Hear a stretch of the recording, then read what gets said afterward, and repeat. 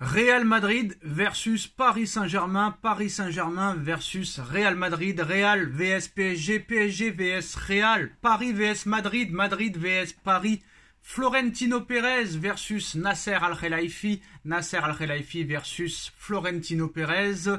Peut-être qu'avant le mercato, ces deux équipes se rencontreront en Ligue des Champions, si à condition bien sûr que le PSG et le Real passent les huitièmes de finale de Ligue des Champions. Le Real a l'habitude de passer les huitièmes. Au Paris Saint-Germain, c'est pas sûr à 100%, même contre la Real Sociedad qui est décimée de blessures.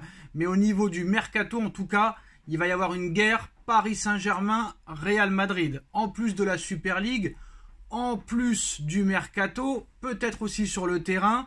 En tout cas, entre le dossier Kylian Mbappé, où il y a de très grosses informations qui arrivent dans quelques minutes, et le Real Madrid est prêt aussi à concurrencer le Paris Saint-Germain pour le jeune français Lenny Yoro, toujours à la recherche de joueurs pour renforcer son effectif. Le Paris Saint-Germain s'intéresse à Lenny Yoro, ça a failli se faire cet hiver. Tentative prochaine, sûrement cet été.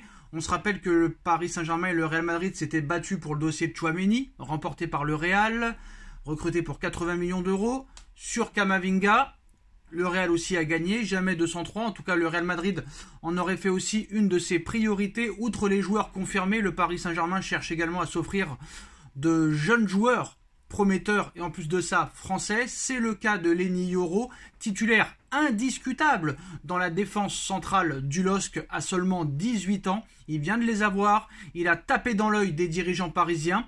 Ces derniers ont tenté leur chance pour le recruter lors du mercato hivernal, mais sont tombés sur un mur et un ancien directeur sportif du Paris Saint-Germain nommé Olivier Létang. Le président lillois ne voulait pas entendre parler d'un départ de sa pépite cet hiver. Il sait que pour cet été, ce sera plus difficile de le retenir. Déjà intéressé de longue date, le Paris Saint-Germain va revenir à la charge lors de ce mercato d'été, mais il ne sera pas le seul sur ce dossier. Ce mercredi soir, Marca explique que le Real Madrid aurait fait de Lenny Yoro l'une de ses priorités pour le prochain mercato estival pour tenter de recruter l'international espoir français. Le club espagnol aurait mis en place une stratégie bien rodée et déjà utilisée dans le passé pour s'offrir Eduardo Camavinga et Aurélien Tchouaméni, eux aussi français. Les dirigeants madrilènes pousseraient le défenseur central à ne pas prolonger son contrat avec Lille qui court jusqu'en juin 2025, c'est-à-dire dans un an et demi. Cela permettrait au Real Madrid d'arriver en position de force cet été en proposant une offre en deçà des attentes des dirigeants lillois, qui pourraient voir leurs jeunes pépites partir libres à l'été 2025. Mais le Real Madrid devra faire face à la concurrence de plusieurs clubs cet été, dont le Paris Saint-Germain. Lenny Yoro est estimé à 60 millions d'euros.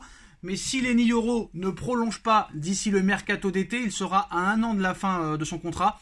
Et peut-être que ça coûtera moins cher, entre 40 ou peut-être 45 millions d'euros.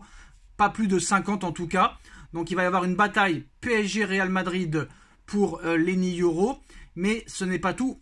Le dossier Kylian Mbappé, ça va continuer pendant quelques temps. L'avenir de Mbappé continue de déchaîner les passions en Espagne, en Europe, en France, dans le monde entier.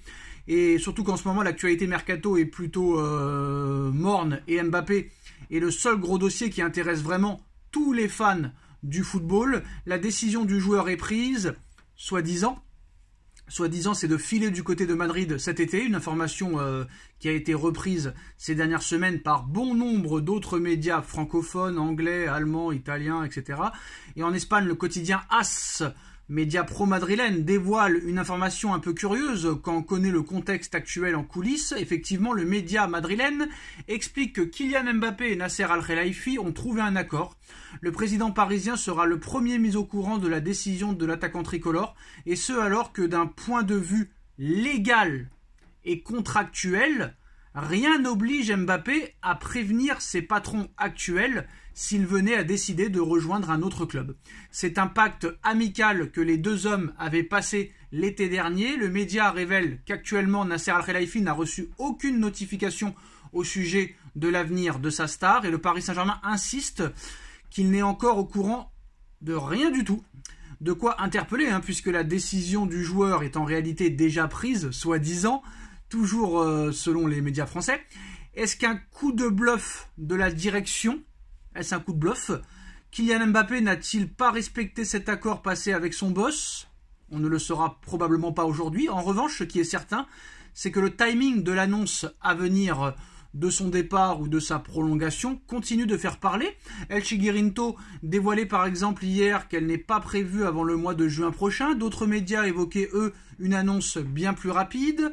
Plus qu'à attendre, avec le retour de la Ligue des Champions pour distraire un petit peu tout le monde et laisser un petit peu ce dossier de côté, même s'il ne sera jamais mis de côté.